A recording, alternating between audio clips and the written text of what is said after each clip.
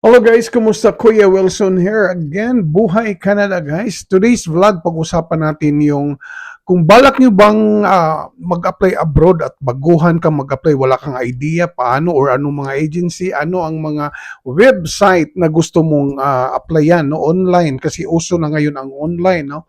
Um, is, consider nyo guys ang isang agency na to kasi marami na silang na-deploy no?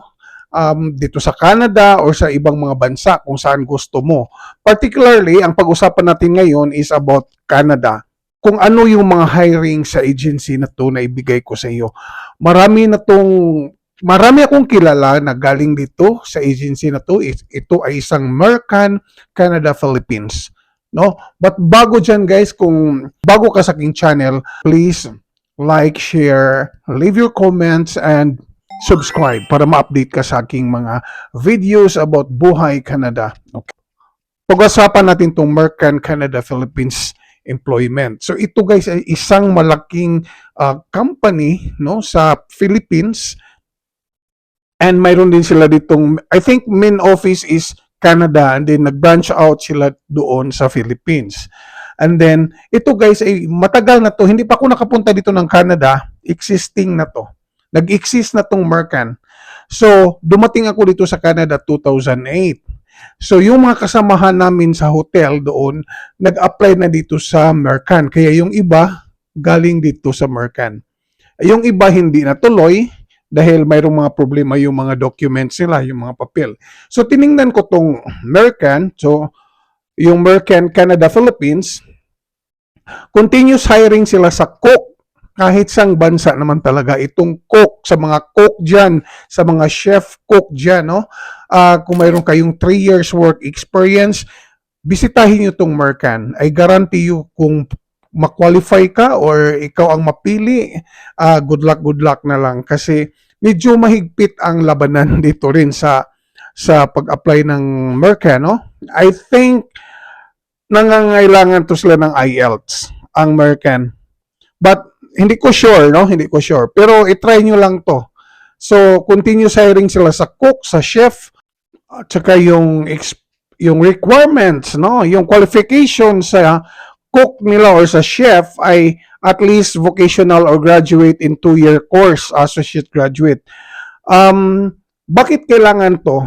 Napaka-importante talaga to. Bakit at least second year college graduate? Kasi yun ang equivalent ng Canadian secondary high school, no? Kung hindi ka graduate ng 2 years, hindi ka pasok sa high school graduate equivalent dito sa Canada. So mahirapan ka ring mag-apply ng permanent residence. Mas maganda kung ikaw ay 2 years graduate kasi pasok ka sa curriculum ng Canada bilang isang high school graduate equivalent dito. Kasi kung hindi ka 2 years or hindi ka high school graduate equivalent ng Canada, mahirapan ka rin mag-apply ng PR. Okay, with at least 3 years on ongoing experience, kailangan current.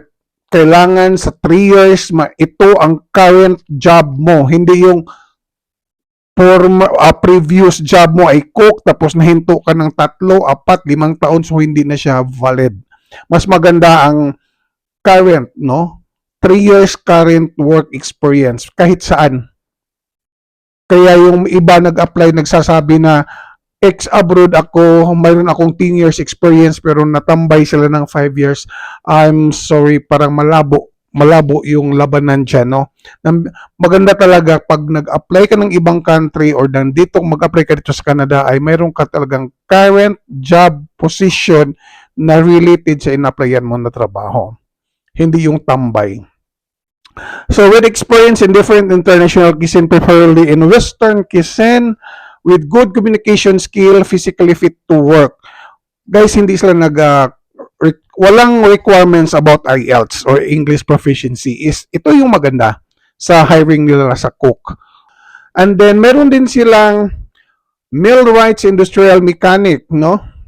So kung ikaw ay related sa mga jobs dito, urgent hiring sila doon sa urgent hiring nila ang millwrights and mga mechanic, no? Mga mekaniko. So kung ikaw ay mayroong 3 years work experience nito, mas maganda. And then mayroon din silang trailer truck long haul drivers. So mayroon din silang matagal na to nga posting ang ilang mga trailer but continuous hiring to sila. So kasi once na ma-PR yung ibang napunta dito, maghanap na naman ng ibang trabaho. So yung iba nag-resign, parang ganun. So ang iba nagdagdag ng mga sasakyan, yung ibang company. So of course, continuous hiring pa rin sila. So ito guys, 23 to 45 years old, nagbigay sila ng age limit. At least secondary graduate with 3 years minimum ongoing experience. Kailangan mayroon kang 3 years experience. Tapos mayroon kang experience sa cargo using different types of trailer with basic knowledge of troubleshooting, with good communication skills in English, physically fit. And then ang initial requirements nila guys is detailed resume. Bakit detailed? Kasi mayroong job description. Yung job description, doon mo ilagay kung ano talaga yung ginagawa mo bilang isang trailer long-haul truck driver. Okay, certificate of employment, NBI clearance, passport, with 3 years validity. Then IELTS or CLB5 is advantage. So, nangangailangan sila ng English proficiency. Medyo mahigpit ang labanan nito kasi IELTS talaga sila, no? Americans, IPALMS, yun ang medyo mahigpit ang selection dyan. Pero sure ka kung ikaw ay mahal, ikaw ay qualified, napakaganda, napakamalaking opportunity. Not only Canada, kahit sa ibang bansa, guys. Okay, so kung gusto niyo bisitahin niyo tong Mercan, so I guarantee, kasi kilala ko to, marami akong kaibigan, kilala na galing dito sa Mercan, Canada, Philippines. Yung office nila dyan sa Pilipinas, nasa Quezon City. I'm not sure kung particular sa street o kalye, pero i-check nyo na lang sa online. Mayroon silang online sa kanilang website kung paano ka mag-apply. I think mostly this time is mag-apply ka through online, hindi na siguro sila papunta. Hindi ka na pupunta doon sa office nila. I'm not sure. Okay, just double check or you can call or you can message their website kung interesado ka. Okay, follow for more videos guys. Kuya Wilson, Buhay Canada at iba pa.